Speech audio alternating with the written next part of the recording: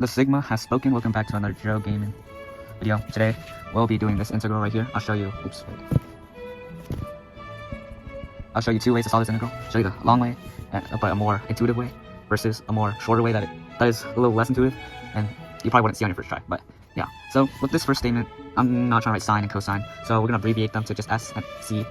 And yeah, you can see the X right there. If it's a cosine square or whatever, sine square, I put 2 up here. But yeah, just bear with me with this notation. I don't want to write all that much. Now, first step, I'll show you the long way, but more intuitive way. The first step I decided to do, which I thought was a little obvious, or more obvious than usual, is to get rid of the sine x. How? Well, I just factor out sine x from here, and we get sx over sx times 1 plus cotangent. I'll write cotangent as ct, alright? So now these signs cancel out, and all we're left with is 1 over 1 plus cx. You know, cotangent is just cx. Wait, not ct. Yeah, ctx dx. So this is a lot more simple to solve than this. That's why I turned it to cotangent. And the reason why I'd rather use cotangent than sine and cosine is that I know that the derivative of cotangent is equal to negative cs cosecant squared.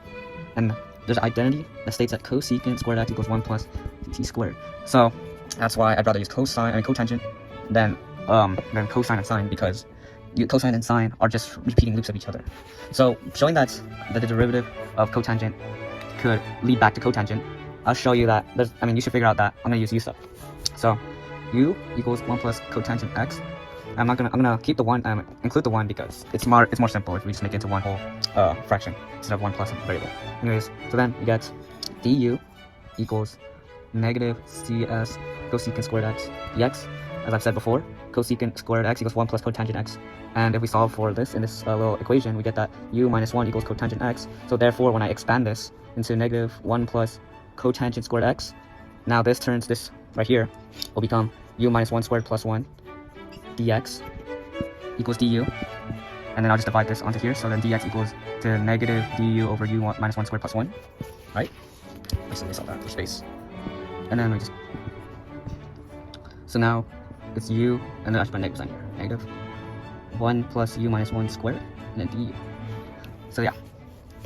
From here, we're gonna use partial fraction decomposition, which is basically, let me show you. So you have, let's say, you got a, b over c, right? You can turn this fraction into, let's say, x over a plus y over b. X and y are just basic numbers, just like c and b. Okay, and from here, we can conclude that x times b plus y times a equals c. That's basically what fraction decomposition is, alright? There's a u plus c, b plus c. It's because there is a quadratic in this decomposition fraction thing. Just one simple constant isn't giving all possibilities for what the fraction could be, or the values of it. Something like that. I don't really know. Just know that you have to, that in order for decomposition fraction ever to work, the bottom fraction has a higher degree than the bottom part, or the fraction has a higher degree than the top. So to maintain that, you have to have this to be at least 1 less than that, or whatever. So I don't know. I already know what decomposition doesn't know. Anyways, I can show you before. Wait for that. Solve for each individual variables. You're going to want to factor. Could distribute all of the variables, so we get a times 1 is a, and then b minus 1 squared. I'll expand b minus 1 squared, then we get a squared minus 2a plus a, and here you plus b squared plus cu. Combine the terms, you get 2a, just 2a plus a squared plus b squared plus cu minus 2au. The reason why I put these in parentheses is because, if you notice, these variables don't compare to this side and this side. You can conclude that if this side were to have a quadratic just like this side does, you can equal these to make it. Show you. So since there's no u squared term on this side of the equation, you can say a squared plus bu squared equals 0. And since there's no u term in this side either, you can write cu minus 2au equals 0. And then since 2a and 1 are both the same degree and whatever, and have no u, you can write that 2a equals 1. Like that. Made a system of equations to solve for the variables, right? And from here you can say a equals 1/2, and then solving for c equals well, plugging in for a, you just get cu minus u equals 0. And since we're solving for c, not u, you can just factor out u and c minus 1, and then solve for c as a 0, and then you get c equals 1. And then for b, just plug in a for this thing, and you'll find that same trick, u squared b plus 1/2 equals 0, so b is negative 1. And now that we know what a, b, and c are, we can then plug it into our equations right here. So this should now be, I'll just rewrite the whole thing now. So it should be 1/2 1 over u plus negative 1/2 u plus 1 over 1 plus minus 1 squared e. Right. From here, you can solve this one easily. So now this would just be 1/2 ln u, and you know u is 1 plus cotangent x, so cotangent x plus 1. And then we're not going to distribute it plus this integral. So to solve this integral, I would first simplify that right there. So minus u plus 2 over 2 is the simplified version of the denominator. And this 2 right here can just be factored out. and we'll just put on the outside the integral. So then we get integral 1/2 minus u plus 1 plus u minus 1 squared, like that. And then here we try to trick up because you can see that this and this, the denominator, it look like Pythagoras theorem, so I can relate it to a triangle. So when I do, I'll just mark this as theta, and this is u minus 1, this is 1, and it's square root 1 plus u minus 1 squared. Alright? And this angle theta, if I want to find the equation that is equal to u minus 1, I would just make cotangent theta equal u minus 1. Right? I hope you can see how I got that. But yeah. And then we're gonna have to get the derivative, so d theta minus cs theta squared equals du. And then I'm gonna solve for u to plug it in for this u right here. So u equals cotangent plus 1. I think you can see that, right? So with that in mind, this would be negative cotangent theta plus 1 plus 2, and then this u minus 1 squared equals cotangent squared. And from here, if you simplify, you get 1/2 negative cotangent theta plus 1 times negative CSC squared theta d theta times, over 1 plus cotangent squared theta. And if you remember the trig identity from earlier, we know that cosecant squared theta equals 1 plus cotangent squared theta, which I just wrote right there. So I can just turn that into cosecant squared theta. These cancel out. And then I'll put the negative sign right here. I'll just multiply here. So then now that that's gone, now that negative from the cosecant squared theta becomes cotangent theta minus 1 theta d theta. Alright, and from here, we can just split the integral, and I'll get 1/2 cotangent theta minus 1/2 d theta. So this is easily just theta, so negative 1/2 theta. And cotangent, I should write someone else. So this right here can be turned into cosine over sine theta, right? And doing a simple u sub of u equals sine theta, and therefore du equals negative cosine theta. Oops. Wait, no. Sine theta is just equal to cosine theta. From here, you can cancel out this cosine right here, and then you have this sine theta, right? And then it'll just be 1 over u, or just a different type of u, but du, and that's just ln u. So that's 1/2 ln sine theta, right? And then, oh yeah, we gotta do minus 1/2 theta. So this is the entire thing, but not simplified yet.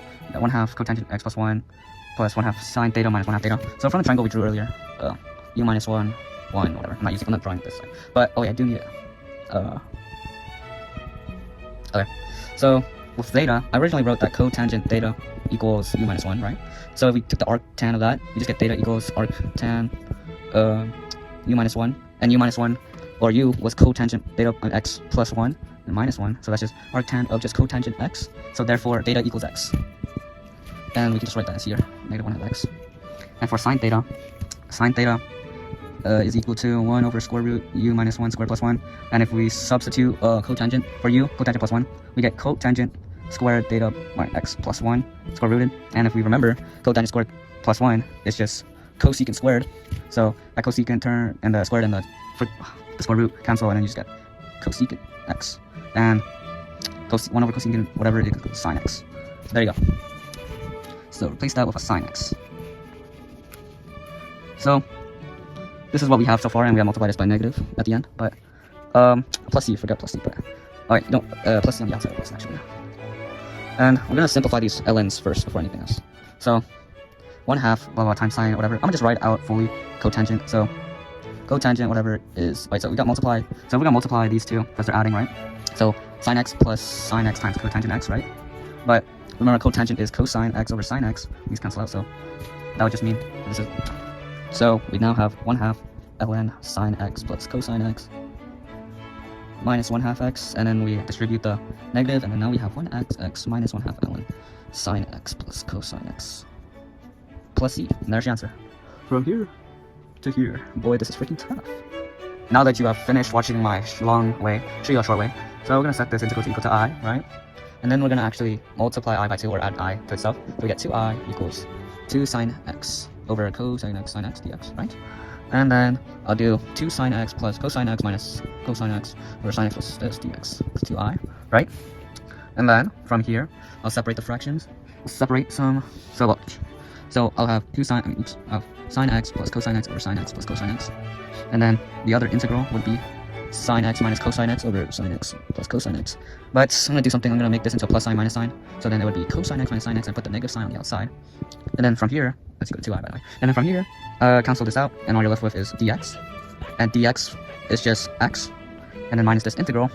And I'll do u sub equals plus cosine x, and then du equals sine x, wait, so this is cosine x minus sine x dx. And if you look at this here and this here, they're the same thing. So this can all be turned into 1, or just du. And then since this is u right here, we'll just turn that into u. So there you go. And then we know that integral of 1 over u is just ln u. So this is ln u, but we know u is this, so sine plus cosine. And before we do a plus c, we're going to divide this integral, this 2 right here. So then now it's this, put a minus sign, and plus c. So it's the same exact answer.